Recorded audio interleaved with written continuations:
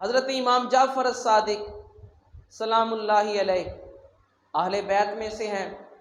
آپ فرماتے ہیں کہ حضرت داؤد طائی، یہ بھی ایک بہت مشہور بزرگ ہیں، کہتے ہیں حضرت داؤد طائی رحمۃ اللہ علیہ حضرت امام جعفر الصادق رحمۃ اللہ علیہ آپ کی بارگاہ میں حاضر ہوئے اور عرض کیا، اے فرزند رسول، اے اللہ کے محبوب کے صاحبزادے، اے ان کی اولاد کے شخص، مجھے کوئی نصیحت فرمائے۔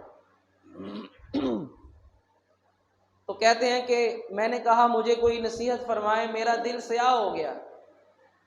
آپ نے آگے سے فرمایا، اے ابو سلیمان، تم تو اپنے زمانے کے مشہور عابد اور زاہد ہو، تمہاری تو پہلے بڑی مشہوری ہے کہ داؤد طائی جو ہے بڑا عبادت گزار ہے، تمہیں میری نصیحت کی حاجت کیسے ہوگی؟ تو عرض کیا، ہے فرزند رسول، آپ کو ساری مخلوق پر اللہ نے فضیلت دی ہے، آپ اہل بیت میں سے اس وقت ایسے شخص ہیں کہ آپ سے افضل کوئی نہیں ہے، آپ کو رب نے بڑا مقام عطا فرمایا ہے اور آپ پر سب کی نصیحت کرنا واجب ہے۔ اگر میں آپ سے کچھ پوچھنے آیا ہوں، آپ سب سے افضل ہیں، جو سب سے افضل ہو، مقام والا ہو، اس پر لازم ہے اگر کوئی اس سے پوچھنے کے لیے آیا ہے، مشورہ لینے کے لیے آیا ہے، نصیحت لینے کے لیے آیا ہے، تو آپ پر لازم ہے کہ آپ ہمیں نصیحت کریں۔ اب آپ نے آگے سے جواب کیا دیا؟ آپ فرماتے ہیں، اے ابو سلیمان، میں ہمیشہ اس بات سے خائف رہتا ہوں، تم نے تو میری شان بیان کرتے ہوئے مجھے یہ کہا ہے کہ میں فرزند رسول ہوں، لیکن میرا حال سنو، میں کس حال میں ہوں؟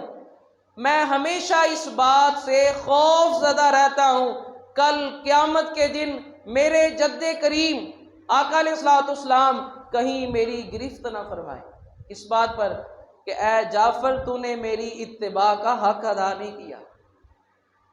میرا حال کیا ہے؟ حالانکہ مقام والے ہیں، مرتبے والے ہیں، عمل والے ہیں، حضور فرما کے گئے ہیں میرے بعد کتاب اللہ کو، قرآن کو اور میری اہل بیت کو دیکھتے رہنا، ان کو تھامے رکھنا۔ یہ تو وہ نفوس قدسیاں ہیں کہ جن کا ہر عمل قرآن کی تشریح ہے، جن کا ہر عمل قرآن کی تفسیر ہے، لیکن اپنی ان کی حالت کیا ہے؟ اللہ والوں کا اپنا حال کیا ہوتا ہے؟ تو آپ فرماتے ہیں کہ اگر قیامت کے دن اللہ کے محبوب نے مجھ سے کہا کہ تو میرا بیٹا تھا، تو میری اولاد میں سے تھا، تو نے تو میری اتباع کا حق ادا نہیں کیا، تو مجھے تو اس بات کا ہر وقت ڈر رہتا ہے۔ حضرت داؤد طائی رو کر عرض کرنے لگے کہ اے خداوند، اے میرے مالک، جس کا خمیر نبوت کے خمیر میں گوندا ہوا ہے، جو آل رسول ہے، جو آقا علیہ الصلوۃ والسلام کی آل کا شخص ہے، جس کی طبع میں، نشوونما میں اپنے جد اعلیٰ کی تربیت شامل ہے، اگر جس کی ماں فاطمہ بتول ہے، جس کا نام سیدہ فاطمہ الزہرا ہے، اگر وہ شخص تیرے خوف میں اس قدر مبتلا ہے تو پھر مجھ پر کیا حالت ہونی چاہیے، میرے دل میں پھر کیا کیفیت ہونی چاہیے اگر آل رسول کے اندر یہ ڈر ہے۔ اور میں نے پہلے بھی ایک واقعہ آپ کے سامنے بیان کیا جس کو شیخ سعدی رحمۃ اللہ علیہ نے لکھا ہے، پہلے آپ کے سامنے کئی مرتبہ میں نے اس کو بیان کیا۔ تو ہمیں یہ اولیاء کرام، ان کی سیرت، ان کی زندگی سے یہ چیزیں حاصل کرنی چاہیے۔ اور آج کے دور میں ہمارا حال کیا ہے؟ فلاں کا مرید ہو گیا، اب مجھے کوئی ڈر ہی نہیں ہے، فلاں کے ہاتھ پہ بیعت کر لی ہے، اب تو میں پکا جنتی ہوں، رب جانے میرا پیر جانے۔ یہ ہیں وہ پیر جو بتاتے تھے تم سے زیادہ تو ہم اللہ سے ڈرتے ہیں، تم ہمیں سمجھتے ہو ہم بڑے مقام والے ہیں، ہم اگر مقام والے ہیں تو ہم رب سے ڈرتے بھی زیادہ ہیں۔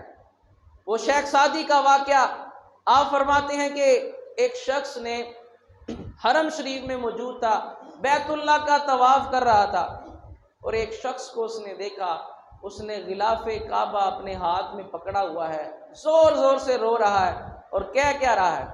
اس کی زبان پر جملہ کیا ہے؟ کہنے لگا، اے میرے مالک، اے میرے اللہ، مجھے بخش دینا، میری خطاؤں کو معاف کر دینا، اگر تو نے مجھے بخشنا نہیں ہے، میری قسمت میں بخشش نہیں ہے، تو قیامت کے دن جب تو مجھے اٹھائے تو مجھے اندھا اٹھانا۔ کیوں کیونکہ میں اپنے محبوب کا سامنا نہیں کر سکتا۔ اگر گناہ معاف کرنے ہیں تیری رحمت ہے، اگر میں بخشش کے قابل نہیں ہوں، قیامت کے دن جب تو مجھے اٹھائے تو مجھے اندھا اٹھانا، کیونکہ میں تیرے محبوب کا سامنا نہیں کر سکتا۔ اب وہ بزرگ کہنے لگے، بار بار وہ شخص یہی الفاظ کہی جا رہا ہے، زبان سے یہی الفاظ بار بار نکل رہے ہیں۔ میں نے کہا دیکھوں تو صحیح، کتنا بڑا زمانے کا گناہ گار ہے یہ، کتنا بڑا زمانے کا خطا کار ہے، کون سے گناہ اس نے کر لیے ہیں کہ جب سے اس کو میں دیکھ رہا ہوں کعبے کے غلاف کو پکڑے ایک ہی دعا بار بار کر رہا ہے۔ تو کہتے ہیں جب میں نے ہاتھ لگا کر اس شخص کو، اس جوان کو پیچھے کیا، اس کی شکل دیکھی تو وہ کون تھے؟ حضور غوث پاک رحمۃ اللہ علیہ، شیخ عبد القادر جیلانی، جس کا قدم سارے اولیاء کی گردن پر ہے، وہ تھے، یہ تھے وہ اللہ والے مقام۔ ایسے نہیں ان کو مل گئے کہ پیدا ہوتے ہی کہہ دیا آج کے بعد ڈرنے کی ضرورت کوئی نہیں ہے، سب بخشے بخشائے ہو۔ یہ اللہ والوں کی تعلیمات نہیں تھی۔ اللہ والوں کی تعلیم، اللہ والوں کا عمل یہ تھا جو حد سے بڑھ کر اپنے رب سے ڈرنے والے تھے۔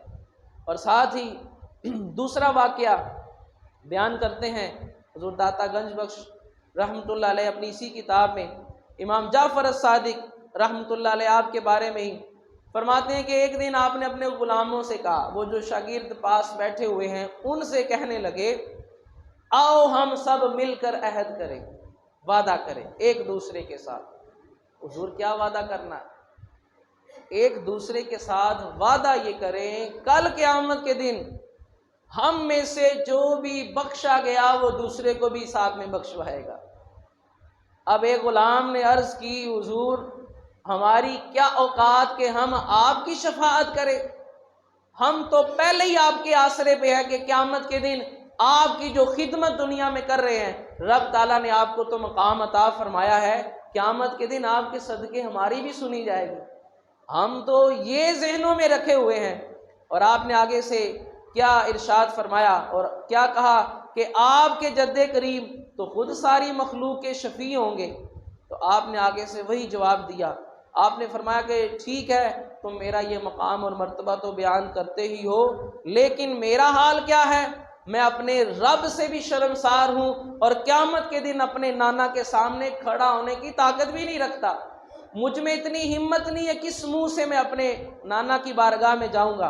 اور آگے داتا صاحب رحمۃ اللہ علیہ اس سے اخذ کر کے، نتیجہ اخذ کر کے کیا بیان کرتے ہیں، ہمارے لیے کیا سبق ہے؟ آپ نے فرمایا کہ آقا علیہ الصلوۃ والسلام کا فرمان ہے، اور حضور کے فرمان پر ہی اللہ والے عمل کرنے والے تھے۔ حضور کا کیا فرمان ہے؟ اذا اراد اللہ بعبدہ خیرا ابصرہ بعیوب نفسہ، اللہ جب کسی بندے کے ساتھ بھلائی کا ارادہ فرماتا ہے اس بندے کو اپنے عیب نظر آنا شروع ہو جاتے ہیں۔ اب ہمیں دیکھنا ہے کہ ہم اس رب کی بھلائی میں آئے ہیں کہ نہیں آئے۔ اگر تو ہم اوروں کے عیب دیکھتے ہیں، جس طرح کہ آج ہم میں سے اکثر کی روٹین ہے، اوروں کے عیب ہمیں نظر آتے ہیں، اوروں کی آنکھوں کا تنکا بھی نظر آتا ہے، پلک کا بال بھی کسی کے ادھر رخسار پر نظر آئے تو وہ بھی ہمیں دکھائی دیتا ہے، اور اپنی آنکھ کا شتیر بھی نظر نہیں آتا۔ تو آپ فرماتے ہیں اللہ کے محبوب کا فرمان ہے، اولیاء کی بھی یہی صفت ہے، اللہ جب کسی بندے کے ساتھ بھلائی کا ارادہ کرتا ہے اس کو اپنے عیب نظر آنا شروع ہو جاتے ہیں، اور جب بندے کو اپنے عیب نظر آتے ہیں تو وہ ان کو دور کرنے کی کوشش کرتا ہے۔ یہ تزکیہ نفس، اس کا یہی تو مطلب ہے، اپنے نفس کی صفائی کرنا، اپنے نفس کو صاف کرنا۔ قد افلح من زکاہا، رب نے یہ قرآن میں نہیں فرمایا کامیاب بندہ وہ ہے جس نے کسی کا نفس پاک کر دیا، رب فرماتا ہے کامیاب وہ ہے جس نے اپنا نفس پاک کر لیا، جس نے اپنے آپ کو ستھرا کر لیا، جس نے اپنے عیب دیکھنا شروع کیے اور اپنے عیبوں کی صفائی شروع کر دی۔ یہ وہ اللہ والے تھے جو اب یہ اللہ والے بھی ہیں، آل رسول میں سے بھی ہیں، ہم جن کا آج نام لیتے ہوئے جھوم جاتے ہیں اور جن کا نام فخر سے ہم لیتے ہیں۔